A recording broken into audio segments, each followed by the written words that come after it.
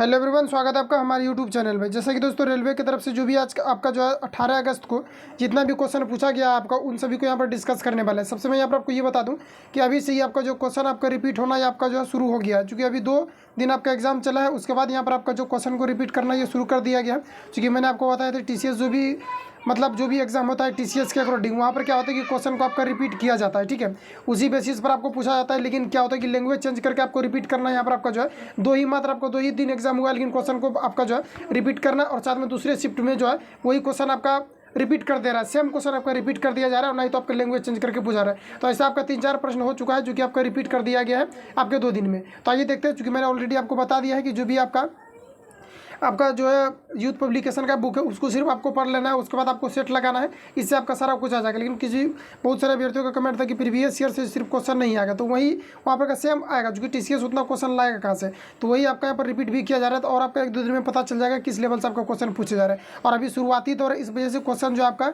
Easy to moderate आपका पूछा जा रहा है। तो आपका हो सकता है कि लास्ट में आपको क्वेश्चन थोड़ा सा मॉडरेट पूछा जा सकता है, ठीक है। तो हर एक बार ऐसा ही होता है। तो यहाँ पर अभी आपका जो क्वेश्चन का बिल्कुल सामान्य स्तर है। तो आइए हम लोग देखते हैं किस प्रकार से आपका क्वेश्चन पूछा गया है आज टोटल शिफ्ट में। अगला यहाँ पर आपको देखिए नेक्स्ट जो यहाँ पर आपको फर्स्ट जो पूछा गया है, जीवाणु निर्माता प्रजनन कौन करता है, ये आपको यहाँ पर आज पूछा गया था, ठीक है। तो यह मांस और जो है फर्न जीवाणु के बनने से प्रजनन के द्वारा ये किया जाता है। तो यहाँ पर देखिए जो आपको पूछा गया था कि जीवाणु निर्माण द्वारा प्रजनन कौन करता है, तो आपको याद रखना कि मॉस और फर्न जो है ये जीवाणु के बनने से प्रजनन करता है, ठीक है। ये आपका यहाँ पर क्वेश्चन पूछा गया। तो जो भी क्वेश्चन मैं आपको बताऊंगा ये 100% एक्यूरेट आंसर के साथ और रियल क्वेश्चन बताऊंगा, ठीक है। थोड़ा देर से ही मिलेगा, लेकिन आपको एक्यूरेट आंसर और साथ में आपको जो है रियल क्वेश्चन के साथ मैं आऊँगा। तो यहाँ पर आपको देखिए जो पूछा जा रहा है कि कवक, यहाँ पर आपको देखिए नेक्स्ट कुछ इससे रिलेटेड आपको फैक्ट याद रखना है, क्योंकि उसी से रिलेटेड करके आपको प्रश्न जो यहाँ पर आपका पूछा है, और हर एक बार यही होता है। तो एनालिसिस का मतलब है कि उससे इधर किधर जितना भी आपका प्रश्न बनता है इन सभी को यहाँ पर आपको देख करके जाना है। तो कवक जीवाणु द्वारा प्रजनन करते हैं, और साथ ही आपको याद रखना है यहाँ पर आपका बीजाणु हो जाएगा, सॉरी जीवाणु निर्माण और लैंगिक जनन का रूप है, ठीक है। इसके अलावा यहाँ पर बात करें तो हाइड्रोप्लान जो यहाँ पर आपको हाइड्रा और यहाँ पर आपको प्लानेरिया, यहाँ पर आपको प्लानेरिया हो जाएगा, थोड़ा सा टाइपिंग मिस्टेक मिलेगा तो मैं आपको यहाँ पर बता दूंगा, ठीक है। तो प्लानेरिया में क्या होता है कि पूर्ण जनन होता है। साथ ही हम लोग बात करें तो हाइड्रा और ईस्ट में क्या होता है कि मुकुलन प्रजनन होता है, और हाइड्रा में क्या होता है कि अलैंगिक प्रजनन होता है, ठीक है। और आपको याद रखना कि अलैंगिक प्रजनन में क्या होता है कि भिन्नताएं नहीं पाई जाती उसके संतान में, जबकि लैंगिक प्रजनन में क्या होता है कि भिन्नताएं पाई जाती है। तो ये चीज़ आपको यहाँ पर याद रखना है। और आपको याद रखना है कि हाइड्रा के बारे में पूछा किस प्रकार का प्रजनन होता है, इसमें अलैंगिक प्रजनन होता है। नेक्स्ट की फैक्ट की बात करें तो विखंडन द्वारा किसमें प्रजनन होता है, तो अमेबिया और पैरामीशियम और लेमिनेरिया जो होता है इसमें क्या होता है कि विखंडन के द्वारा जो है इसमें प्रजनन होता है। इसके अलावा याद रखना है कि मुकुलन जो है अनेक प्रकार के लैंगिक जनन से होता है, जो आमतौर पर हाइड्रा में होता है। याद रखना कि मुकुलन आमतौर पर और लैंगिक जनन होता है, जो कि आमतौर पर हाइड्रा ईस्ट वगैरह में ये आपका होता है। अगला क्वेश्चन यहाँ पर आपको देखिए नेक्स्ट जो पूछा गया डोरेवेनर के त्रिक नियम से संबंधित आपका पूछा गया था, ठीक है। जैसे कि मान लेते हैं कि 3 आपका कोई भी यहाँ पर आपका तत्व दिया गया है, और इसमें क्या होता था कि 2 तत्व का जो परमाणु द्रव्यमान होता है इसमें डिवाइड करने के बाद ये क्या होता था कि बीच वाला के समान हो जाता था। तो यहाँ से भी आपका क्वेश्चन जो पूछा गया था आपका 17 अगस्त में जो पूछा गया था, उसमें आपका जो मेंडलीव से रिलेटेड आपका प्रश्न पूछे गए थे। अगला यहाँ पर आपको देखिए पूछा गया था कि पौधों में फ्लोएम की दिशा किस और होती है, आपको यहाँ पर पूछा रहा है। तो फ्लोएम का दिशा जो होती है द्विदिशात्मक होती है, ये दोनों दिशाओं में होती है।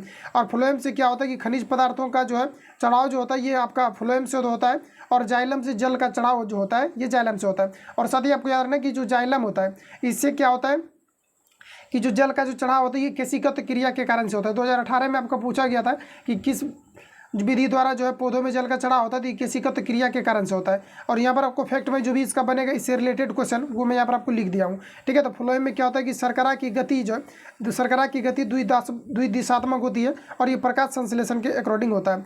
अगला यहाँ पर आपको देखिए कि जाइलम द्वारा जल का चढ़ाव जो है ये केशिकत क्रिया के कारण से होती है। सारा कुछ मैं यहाँ पर आपको लिख दिया हूँ जो कि आपको क्वेश्चन पूछे जाएंगे।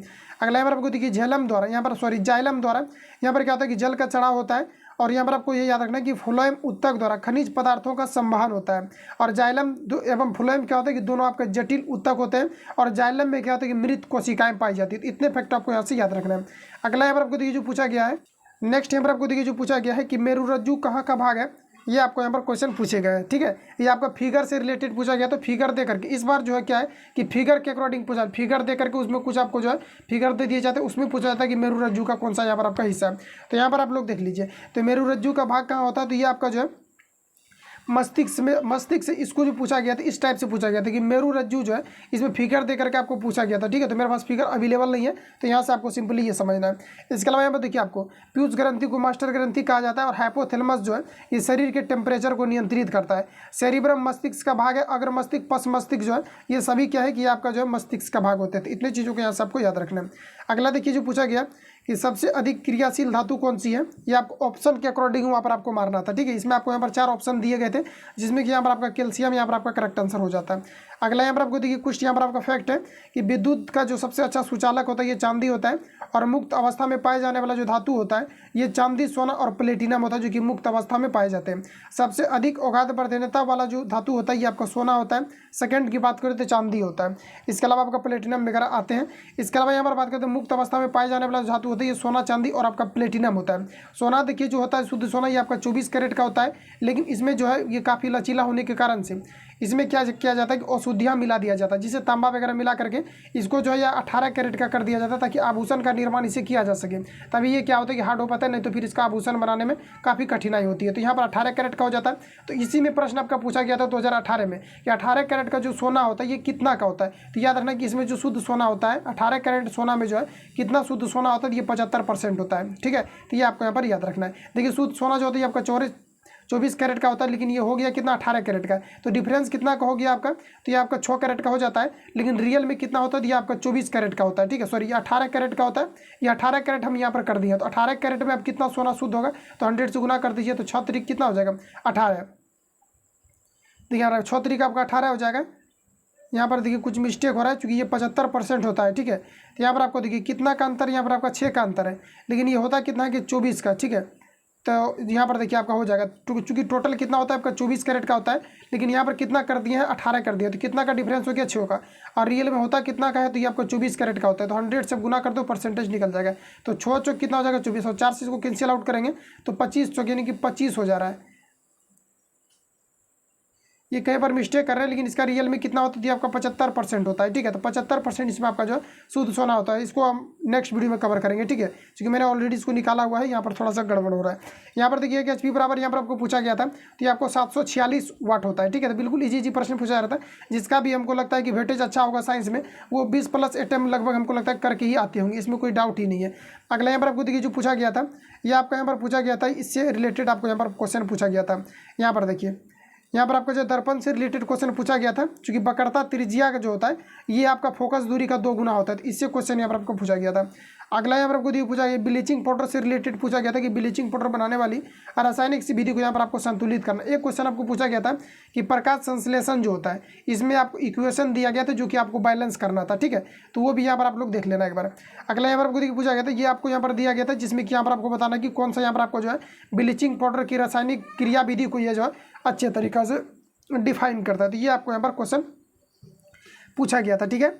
अगला यहाँ पर आपको देखिए जो नेक्स्ट इसका जो इफेक्ट है, तो यहाँ पर आपको याद रखें कि सूख बुझे हुए चूने को जो है 40 डिग्री सेंटीग्रेड ताप तक जो है जब गर्म किया जाता है तो क्लोरीन के साथ में प्रभावित किया जाता है, तो इससे आपका विरंजक चूर्ण बनता है। ये चीज़ आपको यहाँ पर याद रखना है। क्लोरोफॉर्म बनाने में इसका प्रयोग किया जाता है, साथ में कपड़ों को विरंजित करने में प्रयोग किया जाता है, और कीटाणुनाशक के रूप में जो आपका क्लोरीन का इस्तेमाल किया जाता है। इसके अलावा यहाँ पर आपको याद रखें कि टीयर गैस होते हैं, टीयर गैस का जो मतलब पूछा जाता है कि टीयर गैस में किसका प्रयोग किया जाता है, तो याद रखना आपको क्लोरीन का प्रयोग किया जाता है, ठीक है। और ये क्या होता है कि काफ़ी जहरीली, मतलब जहरीली उतना भी नहीं बोल सकते, क्योंकि ये थोड़ा जलनशील होता है, जिसके कारण आंख में जलन होता है और आंसू आने लगते हैं। तो टीयर गैस के बारे में हो सकता है पूछा जाए, तो उसमें क्लोरीन का प्रयोग किया जाता है, ध्यान में रखना है। अगला यहाँ पर आपको देखिए जो नेक्स्ट पूछा गया था, ऑक्सीजन का हटना और हाइड्रोजन का जुटना क्या कहलाता है, तो सिंपली याद रखना है। ऑक्सीजन जुटेगा तो ऑक्सीकरण, और हाइड्रोजन जुटेगा तो अपकरण आपका हो जाएगा। ऑक्सीजन जुटेगा तो ऑक्सीडेशन, और हाइड्रोजन जुटेगा तो वहाँ पर आपका रिडक्शन हो जाएगा, ठीक है। तो यहाँ पर ऑक्सीजन का जुटना और हाइड्रोजन का घटना ये आपका रिडक्शन का एग्जाम्पल है। और साथ ही बात करें तो ऑक्सीजन का जुड़ना ऑक्सीकरण कहलाता है, और हाइड्रोजन का जुटना ये आपका रिडक्शन कहलाता है। तो इसको यहाँ पर आपको याद रखना है। अगला यहाँ पर आपको देखिए जो नेक्स्ट यहाँ पर आपको पूछा गया, पौधे ऑक्सीजन कब उत्सर्जित करते हैं, ये आपको यहाँ पर पूछा गया। तो यहाँ पर देखिए दिन के समय जो है प्रकाश संश्लेषण के द्वारा पौधे जो ऑक्सीजन उत्सर्जित करते हैं। साथ ही आपको याद रखना कि पीपल और बरगद का जो पेड़ होता है ये दिन में ऑक्सीजन देते हैं, परंतु रात के समय ये जो है कार्बन डाइऑक्साइड छोड़ते हैं। इस वजह से पीपल के पेड़ के पास जो है रात में ये सोने के लिए मना किया जाता है, क्योंकि वहाँ पर क्या होता है कि रात में कार्बन डाइऑक्साइड देते हैं और दिन में ऑक्सीजन देते हैं, तो इसका क्रियाविधि उल्टा हो जाता है। साथ ही बात करें तो प्रकाश संश्लेषण के लिए जो 4 पदार्थों की आवश्यकता होती है। ये आपका होता है क्लोरोफिल, कार्बन डाइऑक्साइड और आपका जो है जल होता है और साथ में सूर्य प्रकाश होता है। तो ये आपको यहाँ पर याद रखना है। पौधे के पत्तियों में क्लोरोफिल पाया जाता है, जिसके कारण से प्रकाश संश्लेषण की क्रियाएं आपके संपन्न होती है। पौधे की पत्तियों में मैग्नीशियम नामक धातु पाई जाती है। और साथ ही याद रखें कि पूछा जाता है कि प्रकाश संश्लेषण जो है किस प्रकार के प्रकाश में जो है अधिकतम होता है, तो लाल प्रकाश में जो है सबसे अधिकतम होता है। साथ ही बात करें तो प्रकाश संश्लेषण के दौरान ऑक्सीजन का निष्कर्षण तथा कार्बन डाइऑक्साइड का अवशोषण होता है और जल का उसमें निष्कर्षण होता है, जो कि रंध्रों के द्वारा ये उस वाष्प के रूप में बाहर निकल जाते हैं। अगला यहाँ पर आपको देखिए जो नेक्स्ट क्वेश्चन पूछा गया है, निम्न में से कौन जो अजैविक घटक है ये आपको यहाँ पर बताऊँ। तो इसमें मिट्टी आपका ऑप्शन जो भी दिया गया था उसमें आपका यहाँ पर मिट्टी आपका करेक्ट आंसर हो जाता है। अगला यहाँ पर आपको देखिए यहाँ पर आपको मिलान करना था। मिलान ये करना था कि लाइकेन आपको वहाँ पर लिखा हुआ नहीं था, ठीक है, तो वहाँ पर आपको मिलान किया था कि जैसे कि वो घास जो होता है, ठीक है, तो वहाँ पर आपका घास करके दिया गया था। तो उसमें क्या होता है कि अगर ब्लू टू रेड हो जा रहा है, अगर ब्लू टू रेड हो जा रहा है तो ये इसमें क्या है कि लाइकन के मान लेते हैं कि लाइकन के पत्तों पर अगर यहाँ पर अगर अम्ल को गिराया जाता है तो ब्लू टू अगर रेड हो जा रहा है तो इसमें क्या होता है कि अम्ल है, और इसका अगर आप मान लेते हैं कि ये आपका जो है ये आपका रेड से अगर ब्लू हो जा रहा है तो ये क्षारीय गुण को प्रदर्शित करता है। तो यहाँ पर आपको ये चीज़ें याद रखना है कि लाइकेन जो होता है, लाइकेन का कलर कैसा होता है, ये ब्लू रियल में नहीं होता, ये बैगनी होता है, इसकी जामुनी कलर होता है, लेकिन इसको ब्लू टू रेड के अंतर्गत माना जाता है। ऐसा क्वेश्चन पूछेगा तो इसी से पूछेगा आपको कि जो है ब्लू से रेड हो जाता है या फिर रेड से ब्लू हो जाता है। तो ब्लू से रेड होगा तो अम्लीय गुण को प्रदर्शित करेगा, और जबकि रेड से अगर आपका ब्लू से अगर रेड हो जाएगा तो अम्लीय गुण, और रेड से अगर ब्लू हो जाएगा तो ये आपका जो है क्षारीय गुण को प्रदर्शित करता है। लेकिन याद रखें कि लाइकेन का जो यथी होता है ये कैसा होता है, ये आपका बैगनी हो जाता है। अगला यहाँ पर आपको देखिए नेक्स्ट में यहाँ पर आपको जो पूछा जा रहा है कि बच्चे को यौन शिक्षा क्यों दिया जाता है, ये आपको यहाँ पर बताना था। ऑप्शन दिया गया था जागरूकता के लिए, ज्ञान के लिए, और किशोरी यहाँ पर आपको दिया था किशोर एवं दूसरे को मजाक बनाता है,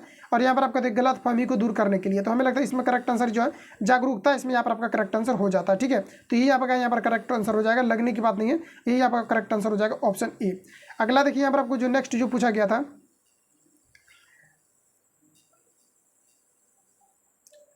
नेक्स्ट में यहाँ पर आपको देखिए जो पूछा गया था कि अवतल लेंस द्वारा बना प्रतिबिंब कैसा होता है, ये चीज़ें आपको यहाँ पर पूछा गया था। तो ये आपका काल्पनिक और सीधा होता है। साथ ही आपको याद रखना है कि अवतल दर्पण द्वारा बना प्रतिबिंब काल्पनिक एवं वास्तविक होता है, और उत्तल दर्पण द्वारा जो बना प्रतिबिंब होता है ये हमेशा काल्पनिक होता है। अवतल दर्पण में देखिए एकमात्र कंडीशन है, इसमें अगर मान लेते हैं कि यहाँ पर देखिए आपका पोल होता है और यहाँ पर आपका एफ होता है, तो पोल और एफ के बीच जब कोई वस्तु को रखा जाता है तो वहाँ पर क्या होता है कि काल्पनिक प्रतिबिंब बनता है, और नहीं तो हर कंडीशन में इसमें आभासी प्रतिबिंब बनता है। जबकि उत्तल दर्पण की अगर बात किया जाए तो इसमें हर कंडीशन में क्या होता है, काल्पनिक प्रतिबिंब बनते हैं। साथ ही आपको याद रखना लेंस से रिलेटेड पूछा जाता है, तो लेंस की क्षमता जो होती है पॉजिटिव होती है, उत्तल लेंस की क्षमता पॉजिटिव होती है, अवतल लेंस की क्षमता जो होती है ये निगेटिव होती है। लेंस की क्षमता का जो यूनिट होता है ये आपका डाईऑप्टर होते हैं, ये चीज़ें आपको यहाँ पर याद रखना है। अगला देखिए जो नेक्स्ट क्वेश्चन आपको पूछा गया, संयोजी उत्तक, यहाँ पर आपको पूछा गया था संयोजी यौगिक की प्रकृति कैसी होती है, ठीक है। तो यहाँ पर मेरे पास सिर्फ यही इसका आया हुआ है कि संयोजी जो है यौगिक है इसकी प्रकृति कैसी होती है, तो ये ऑप्शन के अकॉर्डिंग आपको हिट करना पड़ेगा। अगला देखिए माध्यम का अपवर्तनांक यहाँ पर आपको दिया गया है, जिसको कि हम लोग स्नेल्स लॉ बोलते हैं।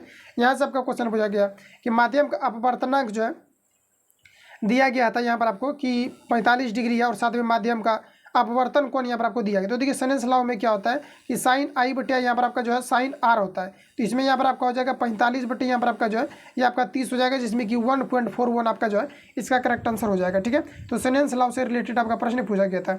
इसके अलावा यहाँ पर आपको देखिए हो सकता है कि आपका आपतित किरण या आपका परावर्तित किरण, तो याद रखना है कि आपतन कोण जो होता है ये परावर्तन कोण के बराबर होता है। तो हो सकता है कि आपतन कोण का वैल्यू दे करके नेक्स्ट शिफ्ट में आपको परावर्तन कोण का मान आपसे पूछा जाता है, तो आई बराबर आपका आर होता है, इसको यहाँ पर आपको ध्यान में रखना है। अगला देखिए जो नेक्स्ट यहाँ पर आपको पूछा गया कि पेट्रोल डीजल के प्रदूषण को कैसे कम किया जा सकता है, ये आपको यहाँ पर पूछा गया था। तो इसका ऑप्शन मेरे पास आए हुए नहीं है, लेकिन यहाँ पर बात करें तो देखिए प्रदूषण जो सबसे कम होता है ये आपका हाइड्रोजन से होता है, लेकिन हाइड्रोजन का प्रयोग अभी नहीं किया गया है। अभी जो वर्तमान में किया जा रहा है हर एक जगह पर ये वायु प्रदूषण के रूप में CNG का प्रयोग किया जा रहा है, कॉम्प्रेस नेचुरल गैस के रूप में किया जा रहा है, जैसे कि वाहन वगैरह में इसी सभी जो है ये वाहन वगैरह को चलाया जा रहा है, और इसका पंप भी स्थापित किया जा रहा है। अगर ये पूछा जाता है कि भारत में CNG के लिए जो है ये पंप कहाँ पर स्थापित किया गया था सर्वप्रथम, तो ये आपके दिल्ली में स्थापित किए गए थे। तो ये चीज़ आपको आपको यहाँ पर याद रखना है। अगला यहाँ पर आपको देखिए जो नेक्स्ट पूछा गया कि खाने का सोडा के बारे में समीकरण को संतुलित करना था। ये क्वेश्चन आपका पूछा गया था। खाने का सोडा क्या होता है? तो ये आपका Na2H, ये आपका CO3 हो जाता है, जो कि खाने का सोडा है। तो इसका यही आपका यहाँ पर फॉर्मूला होता है, सोडियम बाइकार्बोनेट। ठीक है, तो इसको यहाँ पर आपको पूछा गया था, जिसमें कि संतुलित आपको यहाँ पर समीकरण करना था। अगला देखिए यहाँ पर आपको पूछा गया था, एक त्रिभुज यहाँ पर आपको दिया गया था इसे करके, और यहाँ पर आपको पूछा गया था इस प्रकार से, यहाँ पर आपको दिया गया था, ये आपका यहाँ पर त्रिभुज हो जाएगा, और यहाँ पर आपका जो है 3 ओम करके दिया गया था ये सभी में, और यहाँ पर आपको क्या करना था कि रेसिस्टेंस यहाँ पर आपको निकालना था। तो यहाँ पर देखिए, और यहाँ से क्या था कि करंट भी जोड़ा गया था। इस प्रकार से वहाँ पर आपको पूछा गया था। तो इसमें क्या है कि ये और ये जो यहाँ पर आपको दिया गया श्रेणी में है, जबकि ये जो यहाँ पर आपको दिया गया ये आपको सीरीज में दिया गया है। तो 3 3 आपका कितना हो जाएगा? 6 हो जाएगा, और यहाँ पर आपका एक कितना है? 3। तो यहाँ पर आपका 1/6 हो जाएगा, अब प्लस आपका 1/3 हो जाएगा। तो इसको यहाँ पर आप लोग फाइंड कर लेना, इसका जो भी आंसर होगा देख लेना।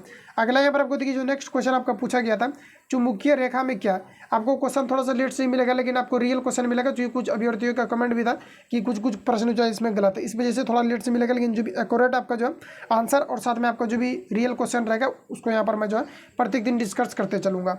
अगला यहाँ पर आपको देखिए जो चुंबकीय क्षेत्र, चुंबकीय रेखा में क्या सत्य है आपको यहाँ पर? तो चुंबकीय रेखा आपस में जो है ये काटती नहीं है। ठीक है, तो ये आपका बेसिक से यहाँ पर आपको पूछा गया था। अगला यहाँ पर आपको देखिए जो नेक्स्ट पूछा गया था कि चुंबकीय क्षेत्र के कथन से रिलेटेड आपको प्रश्न पूछे गए थे।